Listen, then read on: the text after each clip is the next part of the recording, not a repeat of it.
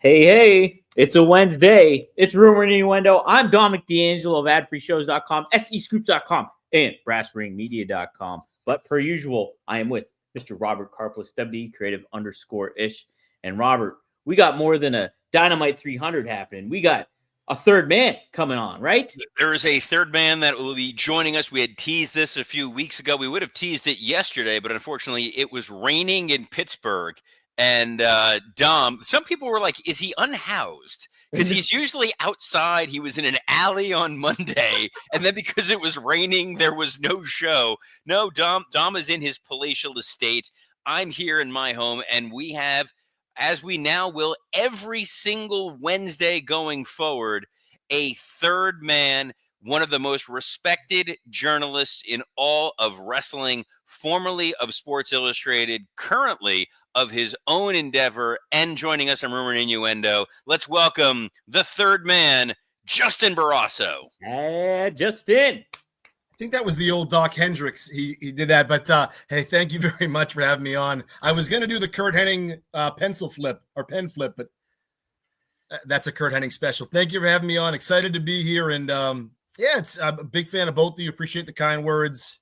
So yeah, I'm excited to be here and looking forward to working stiff. We are thrilled to have you here. Yes, myself and Scott Chapman will be recording Working Stiff tomorrow. Hopefully, Scott we recorded last week. Scott was like, I'm on my way to the ER. Hopefully I'll be out in time. He was good. It was a great show. We will say hi to some of the folks who are joining us here today. Ron Ward, starting off with a "Damn it, Dom, you know what you did."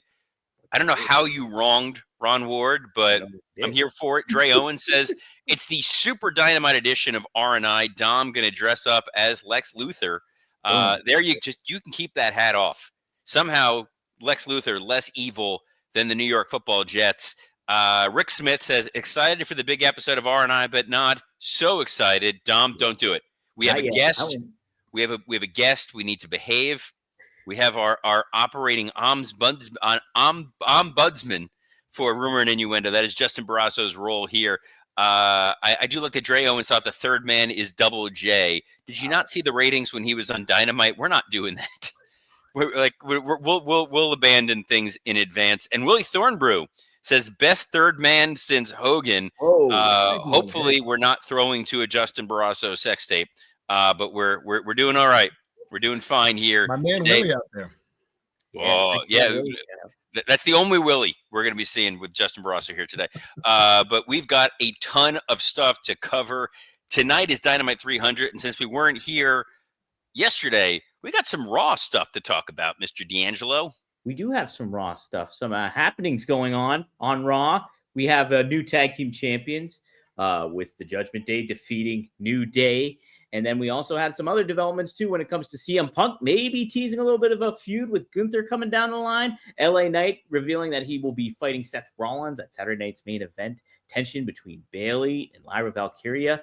Lots going on. But, Justin, wanted to get your thoughts. So, what did you overall think of Raw? And we can dive into a little bit of the tag team title change as well. Only because Willie said that nice message about Hollywood Hogan. I do have a Hollywood Hogan reference real quick.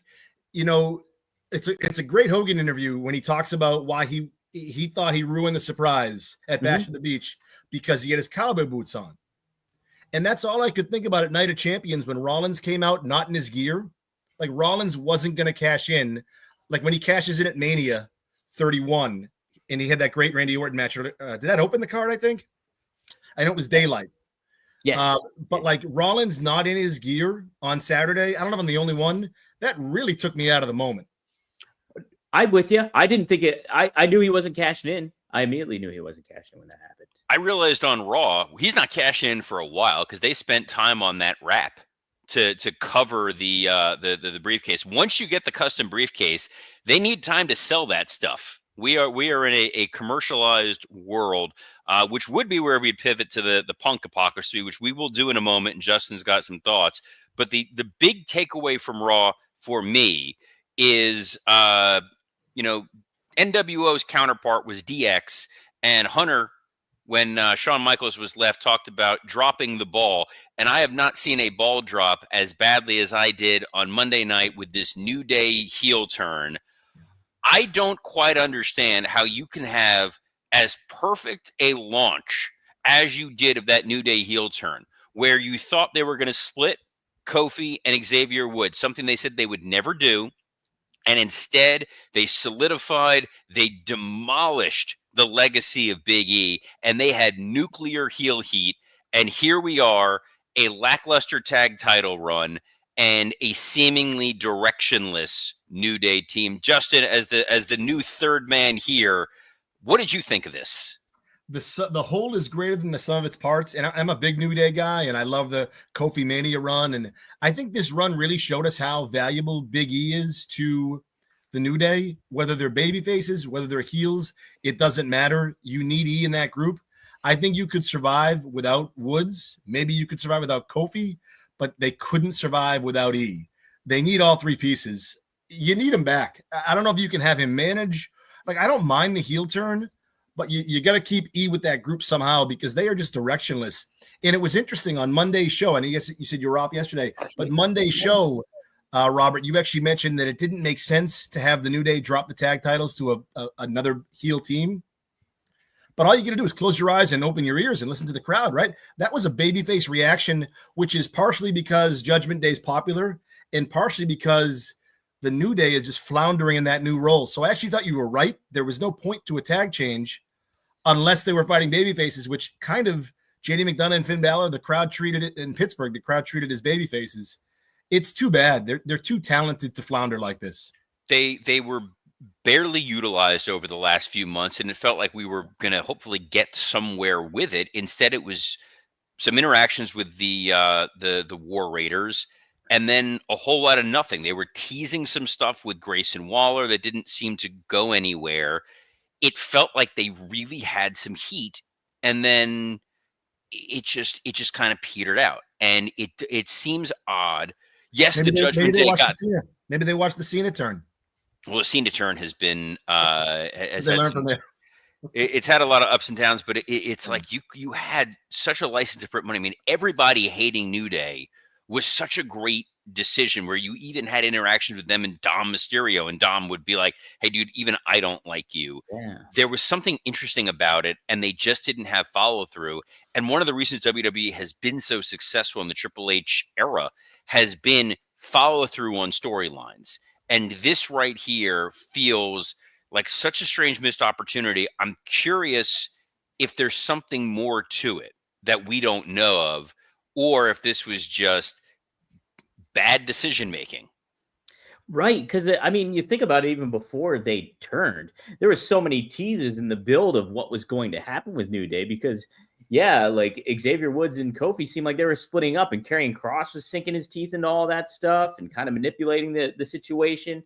And so there was a lot of build to it, and the payoff was great. Like, it was amazing. It was a good swerve, and then you had that ability to, hey, what's next for these guys after they did that all to Big E? And then, like Robert, like you said, they just everybody hated them. Nobody liked the New Day. And it just seemed, then it just fizzled out because there was no follow through with it all. And I can't think of they won the belts at Mania against the War Raiders. Whoa. I know you're new here, but we don't use that B word. We got standards and practices here. I know they won the titles, championships. They won the championship they won the titles at Mania. But can you think of a good New Day match since they've turned? And I agree, the moments that stick out are the backstage ones, but they really haven't. I mean, they're in desperate need of a shakeup. They need, both teams need each other because the Motor City Machine Guns haven't done anything on SmackDown besides a couple of good matches, but they could really use each other. They could. I think Motor City Machine Guns need better pyro. That the little pew pew noise when they come out there is puny. It's awful. But New Day had some nuclear heel heat. Someone who had nuclear heel heat in Saudi Arabia was CM Punk, but he went out and he apologized to the Saudi crowd for talking about blood money, and he was just having a bad day. And this led to Brandon Thurston, who wrote a scathing article taking down CM Punk. And I know, Justin, you had some thoughts on that. You wanted to touch on it here. So as the man keeping us within the fairway, what did you think of Punk? What Punk had to say, and what Brandon had to say about Punk? It's tricky because covering, and I think Brandon's very talented, and I think Punk's very talented. Covering these guys, covering this world, I think you want to separate the art from the artist, and always remember we don't know these people. Just because you say something hypocritical, and this is going to sound like I'm defending Punk, it doesn't make you a hypocrite. Obviously, what Punk said 5 years ago, he backtracked on. I think that's a story, and it's significant. But at the same point, too, if you believe, and I think they promote themselves this way, and you work there, so I'd be curious your take, too, and Dom's as well. But if you believe WWE is a nonpartisan brand, then you go where the show goes. To me, that's the story. Now, did Punk come off hypocritical because of taking back what he said? Absolutely. I thought he was careful to support the people. And there's something to that, right? I mean, the people in Saudi, that's not the government. You're wrestling for, in that crowd. I think it was Robert said on Monday's show, it was like an American style with the flash phones out. Like they were a great crowd at Night of Champions. So I think it's a fine line. I mean, Brandon's entitled to his opinion, and it was a scathing piece, creatively written, tongue in cheek. But I don't know. I don't think Punk, just because he went to Saudi, if you're going to throw that on Punk, you got to throw that on the rest of the roster too. That's my thoughts too, Justin. Definitely. Robert, what did you think about? Let's get more of your perspective on that article too. So when they first announced they were doing the shows in Saudi Arabia, and I was doing Working Stiff, myself and Mike Lawrence both said, we're not going to watch the Saudi shows. It was clearly designed as propaganda. They had those couches in the front for the Saudi royal family. They aired that feel-good video of, guess what? We let women drive cars now. Yeah. My complicated feelings on the Saudi government and how they've interacted with various political interests that I may have made it especially challenging to support this. Over time, it came to feel like you're spitting in the wind. This is just the direction that this is going to go. And now that it's in continuity, I'm going to have to just sit and grin and bear it and watch this show. Punk in 2020 was steadfast in his, I'm never coming back to wrestling. I'm done with this. I hate you all. I can say what I want. When he went back to AEW, and he said, all right, I'm going to try to fix wrestling, and then realized he's Don Quixote trying to wrestle windmills, but windmills are tall and Adam Cole is not.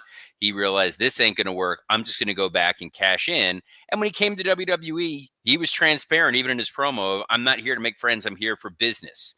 And when you're conducting business, you're going to have to go the way of the company. Having worked in corporate America, I've had to negotiate against companies I personally don't love, but that's the job. That's life in the NFL. And if Punk wanted to align and get behind it, he found that narrow path, like you said, Justin, of I'm not endorsing the government, but these people are wrestling fans. They deserve to see a wrestling show in the same way there are performers who lean one way or the other way politically. They wrestle in red states and blue states, and they go and do their show. So is it hypocritical? Yes. Is being a wrestler mean you're going to be a hypocrite? Absolutely. The number of people who have left WWE and said, I want nothing to do with this company. I hate them. I hate the people that are running it. Wind up coming back and being road dog. See what I did, Dom? I put you in a very uncomfortable position with one of your former production people. By the way, everyone does it. It is always scorched earth when you leave WWE, and then everybody winds up coming back, even if they may or may not have had, relations with Vince's daughter while she was underage. Oh yeah. And Punk's the last one that you thought, well, he'll never come back, because Brett did, and after Brett, it was, well, Punk will never come back. Punk's back. So to me, it's a story, but it wasn't a surprise. And actually, I know I'm heavy on Hogan references today, but it reminded me a lot. And Hogan was actually working for Vince at the time when he put over the IWGP title. And he said, this is the belt you want.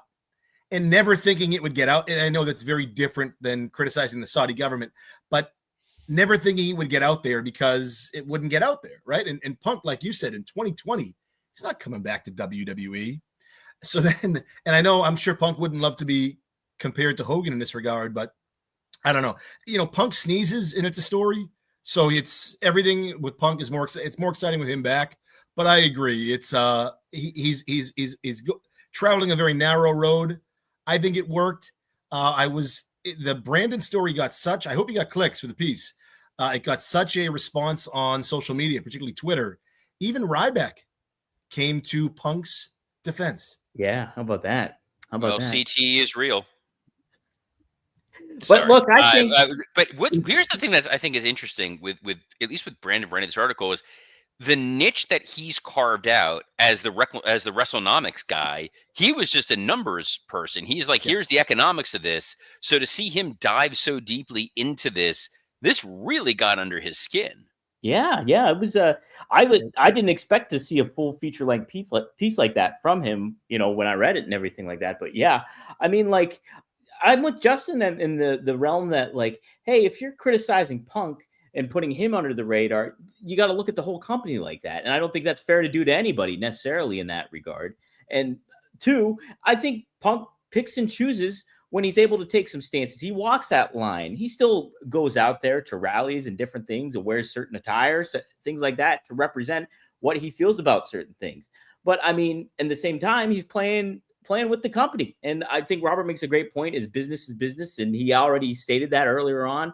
So I'm less critical of Punk when it comes to any of that stuff, because, you kind of grow and you develop and your mindset changes from 6 years ago, particularly with Punk now, and look at where he is at now with WWE. So it's a very different kind of thing. And I think he gets all the ire because of how outspoken he was been before, but I don't necessarily think it's necessarily fair in a lot of ways too. Wrestling's so unique in the sense that, and how much of it's the character, how much of it's the person, right? And this is ridiculous, but just because CM Punk believes something, does Phil Brooks have to? And I don't think you'd say that in, professional basketball, professional football, like the person is the person, right? In wrestling, it's this odd line of, and we all know this, and I'm sure Robert saw it backstage, like, guys get called by their work name. Like, I remember in my very first interview, I think it was Rey Mysterio. I'm like, what do you want to be called? This is, I don't know, years ago. And Rey said, what do you mean? My name's Rey. He's not Rey Mysterio. That's the character, right? But it's blurred lines, which again makes wrestling so damn fascinating. It's always blurred lines. And I always want wrestlers to be a blank slate, because I don't want to know their political affiliations. I don't want to know their social commentary thoughts, because you can't disconnect and watch the character. The Undertaker for decades was the example that you held up. He's the guy who, when you met him, he introduced himself as Undertaker. Vince only called him Undertaker. Now he's a talking head on a podcast that had Donald Trump on it. And you're trying to reconcile the character with the person. It is tough. Punk is one of those guys that tries to be as authentic as possible, when his own authenticity over the years has always been questioned. You look at Bryan Danielson. I remember when he first got released by WWE with the Justin Roberts necktie incident, and he went on the road and they filmed the Wrestling Road Diaries with Colt Cabana, and he knew he was going back to WWE, and he gave this heartfelt speech at an indie show of how much I love this and how great this is, emotional. And then he's in the car talking about how it was that's just part of the show. It's all BS. He gave the same speech the next night and the night after and the night after of, this is the most, it's like Mean Gene in the command center. This is the most important SummerSlam of all time. They know it's a work. You're going to go where the money is. And wrestling is such a strange world where it is apolitical, because the only thing they care about is green. It's like the weird defense that Jim Ross always had of when he was talking about Bill Watts. He's like, well, the only color Cowboy cares about is green. Yeah, because he was a racist piece of garbage. But if people want to pay for a black champion, I'll give them a black champion. I don't care. It's race relations for you in the 1980s. Race relations in 2025 for some of these folks as well. Yeah. But it's just that I always think back to the 2008 election, where they opened it up to all the candidates were able to send in videos to Raw. So McCain sent a video in, Hillary Clinton sent a video in, Obama sent a video in. Wrestling is a whore in that anyone that wants to give him attention, they're going to go to. You actually want to recognize us? Like in 2000, The Rock spoke at the Republican National Convention. to talk about the SmackDown Your Vote campaign. It wasn't because he was there to go endorse George W. Bush. It was they let him. They'll show up at anything. They are like they are the Frank Stallone of sports, in that if you pay us or you're willing to let us show up, we will be there. So if the Saudi government wants to pay you $50-60 million, yeah, they're going to take it, and Punk's going to happily cash those checks. No different than Shawn Michaels saying, "I'm done," and then coming back to a Saudi match, which probably paid for his children's college education. Speaking of that Raw in 2008, when the political the candidates send in their tapes, I thought I was watching that on Monday because I think Rusev and Sheamus wrestled on that Raw. They very well might have. That was a great throwback to guys who, again, sort of operated in a pre-CTA world of we're just going to beat the hell out of each other. And it everything about that looked like it hurt. Yes, it did. Before we put a bow on the last conversation, I don't know if it's a true story. He either said it to me or he said it at a show, and I interviewed him after. I can't remember I think it was the post-show interview, but it was Taker.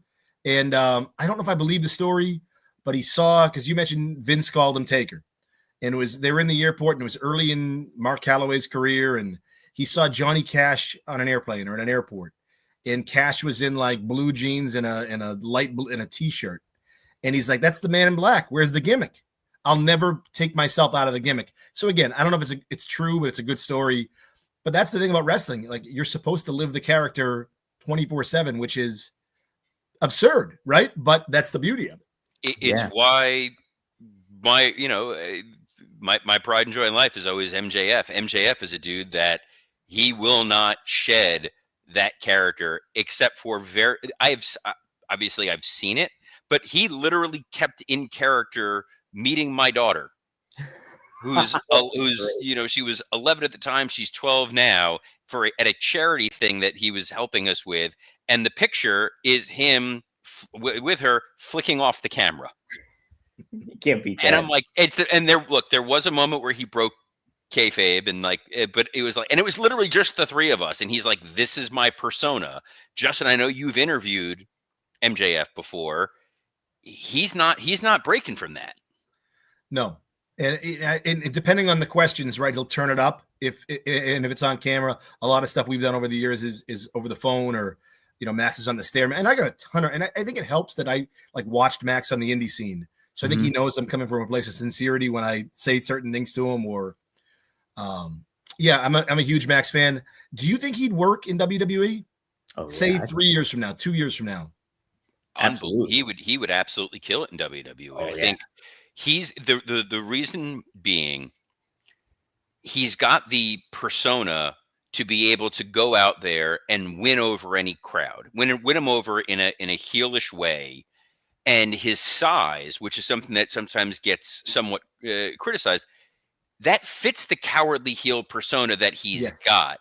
Mm-hmm. Where he's over rotated in AEW is he's been too credible in the ring, to just in regard, and you're getting back to the core of the MJF character and what you're seeing with him in the Hurt Syndicate, where he is the oblivious, cowardly heel, because Lashley could literally demolish him if he wanted to. So Max is towing this line of, I'm tough because I have these people behind me, but boy, I really hope that they're behind me. And the way to compensate for that is to be overly cocky.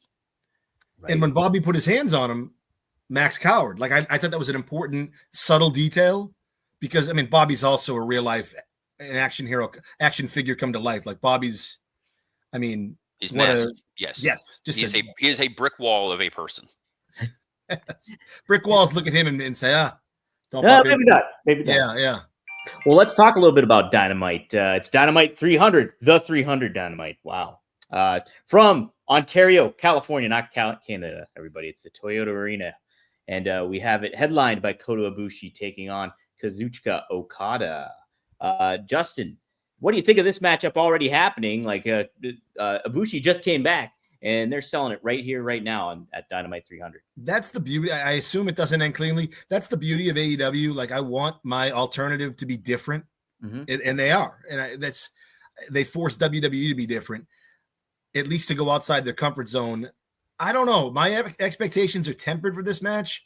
I think we'll see the best of Okada at All In. I don't think we'll. I don't know. And Ibushi hasn't been himself for years. So, but again, I think that's not the point of tonight to have a wrestling classic. I think the point of this match tonight is to advance the story. Yes, I agree with you. Robert, any thoughts on that too? I agree. I think the problem is Tony's impulse is let's give him 27 minutes on free TV. Now, I will say Kota Ibushi in there with Trent. Trent was the great first opponent for him. You saw a more confident Kota Ibushi than you have in a few years, and having come back from his injury. So I'm hoping we'll get a few minutes, a few flashes of the greatness of the past before we do get to the inevitable storyline here. We are getting closer and closer to All In. I kind of feel like this is where you need Kenny to return. Right. It makes sense tonight, especially if he gets teamed up on. I got a question for you guys. And I like my alternative to be different. So this is not coming from a place of negativity. Does Omega Okada at All In, does that have more wrestling than all of Saturday night's main event? That's question one. Question two is All In still going during Goldberg Gunther? Oh, hell yeah. Yeah. All In starts at what time? 3, isn't it? 3 o'clock. So it'll be over by midnight. Yes. They're going to lengthen that baby out. Like it's going to be like old cartoons where you see like montages of snow melting and calendars turning before this show. And Tony can't help himself but run incredibly long shows. And I get you want to give people their money's worth, and that's fine. That's not what Saturday night's main event is. And people keep comparing it. Like the last Saturday night's main event, it's a 2-hour NBC infomercial. The audience that's watching on network TV does not necessarily want a 20-minute classic. And I don't think Hunter hates Gunther enough to make him wrestle Goldberg for 20 minutes. And Bill Goldberg is openly saying this. He's calling it not a title match. If you listen to Bill's interviews, he's calling it his retirement match, which I think gives away the finish, which I'm fine with. My issue with Saturday night's main event, though, and I'm excited for Rollins LA Knight. I think that could be good if they get time.